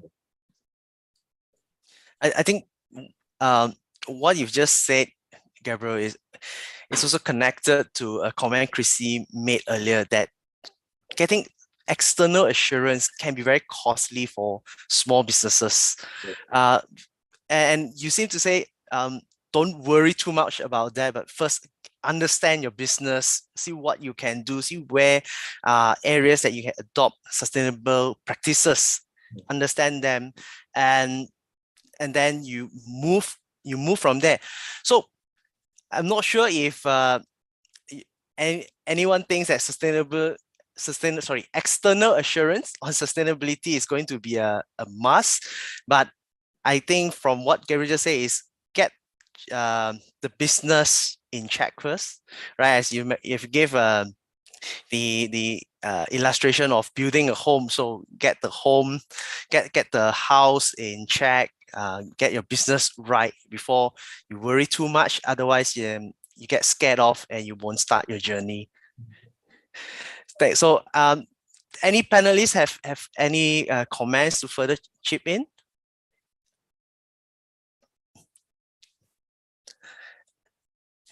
Otherwise, I think we'll talk about another area. Some may see this as a challenge, or some may see this as an enabler. And what I would like our panelists to discuss next is about the role of funding. So obviously, I would like to invite Kirirov to provide your comments, as this is really up your alley in fintech. So what do you think is the role of funding in supporting SMEs transition towards some sustainable business practice? Funding have been a catalyst, particularly in developing countries, in supporting SME in the pursuit for sustainability, and now we see more and more prominent role of fintech in that area. One that we see two roles here is, one is the loan comparison. There's a lot of we're looking at funding from both debt financing and equity. They provide comparisons and also information regarding the green financing, impact investments, and around this, because SME access to information is one of the main challenges to look for funding. And when those fintech are providing this information and also facilitating the access to finance. But that's from the enabler side of funding. And another one is also supply chain financing that fintech also facilitating. But when we talk about the funding itself, those impact in investments or green financing or lending often come with a non-financial covenant. There's normally, like, if it is a loan to a rural water utility, it's about their financial covenant. But most of the time, what we see is that it's about expanding their access to clean water. What is your coverage area and how many pool? In Cambodia, they classify pool into 3 levels. What is the pool level 1, level 2? And that's also accessing to clean water. That is one of the SDG, just taking that example. And also, like, for example, in rice, they're looking at more organic rice development, because it not only is good for consumer, but also earning more premium and for the farmer, smallholder farmer. And that's where funding are enforcing and driving toward this direction. But what I'm seeing the role of fintech is providing a digital platform that enable to bring in the financial institution, the business operating along the value chain, and also bring in accountant, the audit firm into the frame when they do the supply chain financing. So that's it's both as an enabler and also for those who provide funding also are really driving this agenda forward. Yeah. So listening to what you say, Kirirov, is using funding as a motivator towards sustainability in terms of like providing clean water or providing water to like paddy planting. So follow-up question on that is, which one comes first? Is there the funding available in order to incentivize these activities for the greater good, or is there a demand for it and therefore the funding comes along? It's difficult. It's more a chicken and egg, because the funding doesn't, the funder doesn't fund. There's some development agency. It's not an impact investor, but it's more providing in the seed funding. It's a grant to start a rural utility, water utility. But when we talk about the funding here, it's about there's an investor who is expecting return. So those type of investors are looking for business who already operate in their zone of influence or area that they want to invest, and that there's some sort of feasibility in terms of the finance. But with the additional funding, they can expand their coverage to serve or to enable the pool to access to the clean water. So most of the funding is into network distribution, expansion, and also their production capacity. So it's difficult to say which one comes first. There is a strong agenda within the government to expand the coverage of clean water all over Cambodia. And that's where funding coming in, but there's also a financial viability for business to invest in that area. So it can be driven both ways. Okay, thanks, Kirirov. I guess next we may hear slightly different views. So I'd like to invite Chrissy. So Chrissy, in your business in developing the forest community and in helping them with the business, is funding an important element in their sustainable practice? Thank you, Aaron, and thank you also to Kirirov. I think financial investment, of course, is important to the growth of the business. And since in our model, we have investment from, very small players and larger players.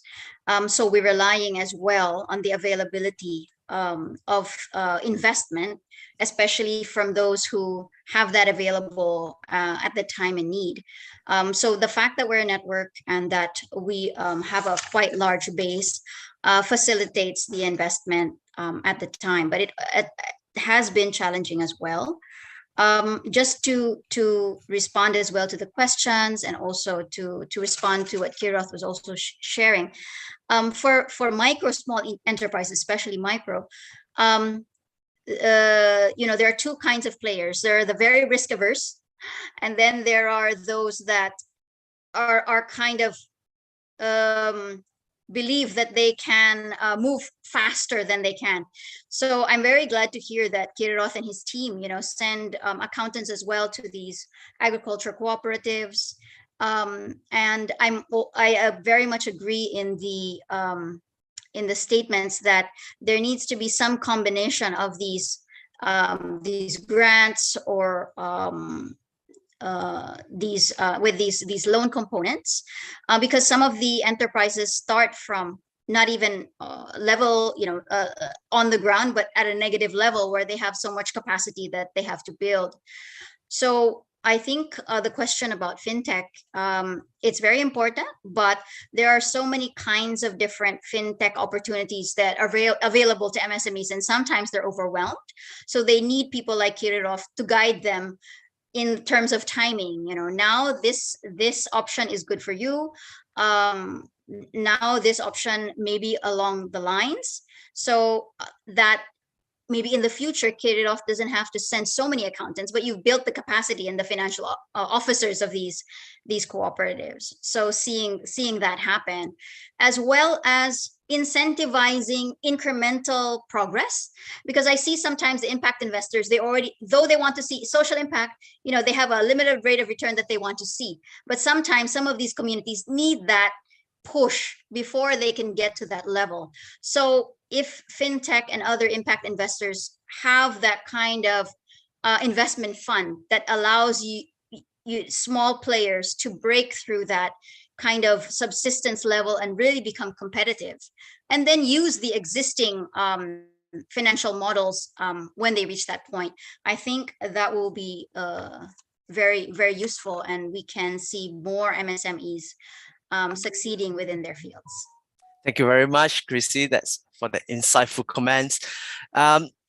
Next, I think I saw a question coming in, and I think I would like to ask Alex to provide some comments on what are the factors that may motivate SMEs to consider sustainable practices? Well, what are the factors? That's a great question, but I think we've also been discussing it in the beginning. Well, you can get all the benefits from that, such as being able to attract the right talent, being able to access the investment for the growth of your business.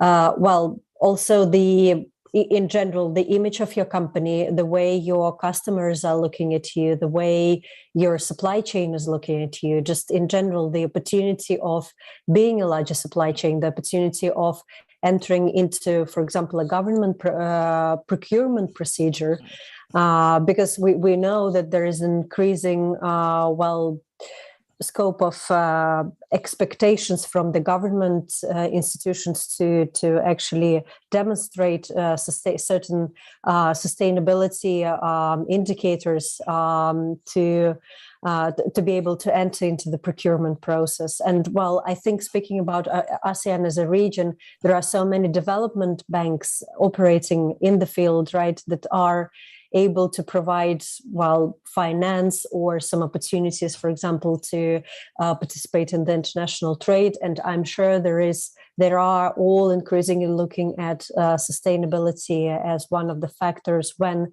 selecting those who will be eligible to participate in that process. So actually, I would say that there are so many broad opportunities, there are so many broad reasons to do that. So yeah, I hope it partly answers the question. Thank you, Alex. Yeah, I think you've brought us. You did a quick recap on the business case on why sustainable business practice matter and why we should take action now. So we've talked about the benefits of sustainable business practices, how businesses can grow while balancing purpose and profits. We also talk about challenges and the role of funding. I guess it's time to provide some limelight to the accountants. So maybe let me invite the 3 accountants in our panelists to share some comments on where do you see the role of accountants in SME sustainability journey.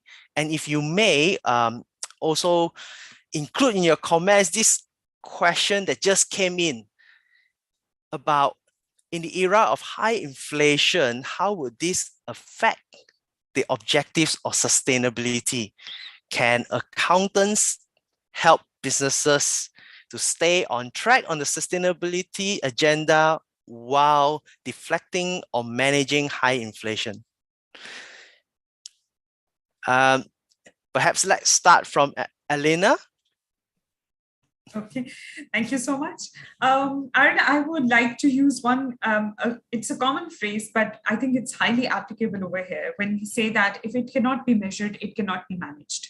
So if we're talking about SMEs or any level of business, or whether we are talking about the net zero transition of a whole country, unless and until we know where we currently stand, there is no way we can reach a desired goal. And that current evaluation is the first step where the role of accountants comes in. They are the ones who are going to evaluate at the current point where we are standing, then where we want to be, and then how that journey can be planned. So at every stage, we need qualified finance professionals who can measure it and tell the impact, because ultimately that's how we get to know, that's how we calculate the impact of everything. So that's a very major area. And when we talk about the costs, answering the question that has been there in the panel also, I think when we talk about costs in general, it's about the day-to-day running expenses, but talking about them at times, we lose the vision of the overall costs that our business is incurring. Like something very small that when we talk about my own country, so a lot of people say, okay, yes, there is climate change, but what's the impact? Why should we take initiatives? Because that's going to cost us. And not realizing that because of that climate change, the country is facing almost $3.8 billion losses every year. So there are some indirect impacts which are not included in the costs because they're not there in the P&L. So we have to increase the vision of the business owners also to understand what are the outside impacts which are creating or impacting their own business. Like if we are talking about any sustainability related, water related issues which are going to cause an impact on agriculture, they may cause an impact on my business's supply chain. So thinking in the broader sense, and I think being professionally qualified accountants, we get trained on this area that we have to think in the larger scope and focus not just on the numbers, but think about the bigger picture also. And a very other major area that Alexandra also pointed out in her presentation was that accountants are the people who are going to calculate the risks which are associated with the business. So when we're talking about sustainability, first, we have to evaluate that what are the risks that our business is facing, what are the costs and associated with it, and how we are going to manage them. And lastly, if we purely talk from the operational perspective, we have now seen that a lot of countries, they're trying to incentivize the sustainable business practices. And some of them are offering some tax incentives. Some of them are offering some tax levies or generally reducing the prices of items like shifting to renewable energy. They're encouraging that. So when we're talking about recycling or reusing of items or refurbished items, so that's where we are actually moving towards saving of costs rather than incurring extra costs. So in a lot of different cases, it's more about a fear of change rather than the practical reality. And if anyone wants to even evaluate how this transition is going to impact their business, they can always come to us. Accountants are there for you.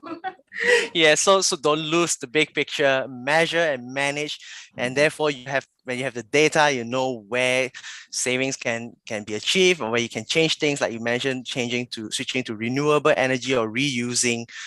On that note, I like to invite Anastasia for your comments on the role of accountants and how we can help SMEs in their sustainability journey? Sure. Thank you, Aaron. I will start by the question that was posed from the audience regarding inflation and how we can manage together with sustainability. For us, and this is the definition of sustainability, it includes the viability of the business. So apart from the pylons that we mentioned regarding environment or waste management, etc., it's about having a good business, as it was mentioned from the other panelists. So taking measures towards sustainability will include taking steps to face inflation and increase of prices, since we are talking about reduction of costs in many cases in the sustainability measures that we decide in our entities. Chrissy also identified a very important role for us as accountants that we can play in planning and identifying proper solutions for financing, which is really important for all of us accountants and of course the rest of the ecosystems. Help SMEs with our know-how, with our technical knowledge, with our coordinating skills, not to be lost with all these this information that is available for sustainability financing, for fintech, for microfinance, which is another part that touches on SMEs and SMPs. My conclusion from the discussions that we had at the practice room as well with the other hosts and the audience that we held there is really that SMPs are in the center of this change. They're key drivers actually in the sustainability journeys, and we can assist SMEs in bringing the change in the local community, starting from locally and then go on a wider spectrum. It is important for our profession to be ready at this stage and start this cultural transformation from our own ecosystems. So each and every one of us starting from our own office and then expanding to our networks and even further. We have the skills, as Elena mentioned, we have the discipline, we have what it takes to be in the forefront and lead the change, lead these important steps toward a more sustainable and more good business environment that is in harmony with the physical environment and the rest of the planet. Thank you, Anastasia. So yeah, it's about using our technical know-how, our skills in managing various information and not get lost by the details. I guess that is really where accountants shine as the intermediary of information, of regulations, of what needs to be done, and taking this to the business, and then reporting what the business has done as a story for stakeholders. So in the form of disclosures and reporting. So lastly, let me invite Kirillov to share your comments on what do you think are the role of accountants in this space? So when we talk about accountant, one is the one who work for the SME and another one is the SMP. So both can play a different role and also just provide the context in Cambodia. Most of the accountant and SME are more on transaction processing, preparing financial report, and SMP is playing similar role. So now it's with COVID, getting back, the economy is getting back. It's about surviving. Now it's like surviving and also growing in this new environment with the context of recession. So accountant is taking this very good opportunity to be a value-added advisor to the business. But also, if as an SMP, is it an increase of cost to SME? Because when you provide additional advice, it will be additional cost. But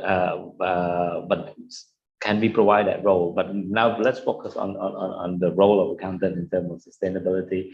I think it is more on expanding not only the financial analysis, financial ratio and all of that. It's also about business model analysis. Also aligning the financial and non-financial in their reporting to the management, also within the management report. And another one is also the financial model and the budgeting, the scenario planning. Most of the time, accountants look at the impact or cost and then various scenarios that can impact on their revenue. But most of the time, they haven't looked at the environmental impact and also the social impact along the value chain. Because with COVID, it's very obvious that it could disrupt the whole value chain, and also that's really impact the bottom line. So bringing in the scenario planning regarding the environmental and social impact along the value chain, that where accountant can improve their financial planning and also advise to the business owner. Thank you, Rolf. So accountants also can help look at the other non-financial indicators. I think that's a very good story in the playbook. If you do look at the playbook, there's this interview with one SMP who talk about how looking at the non-financial indicators will also tell you more about the health of an organization rather than just looking strictly at the financial information.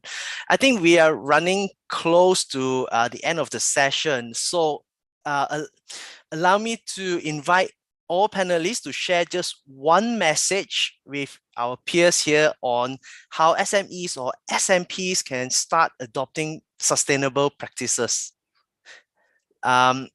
Maybe we go the other way around and we start with Kirirov.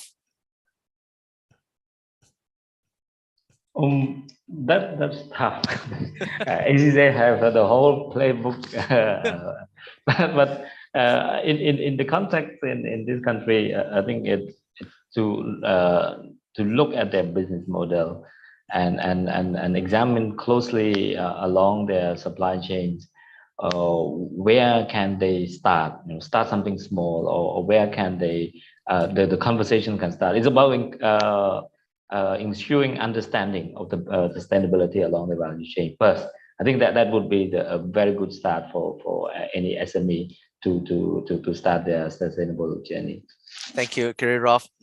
Gabriel, what's your one message? Yeah. Sure. So sustainability at the end of the day, it boils down to the mindset.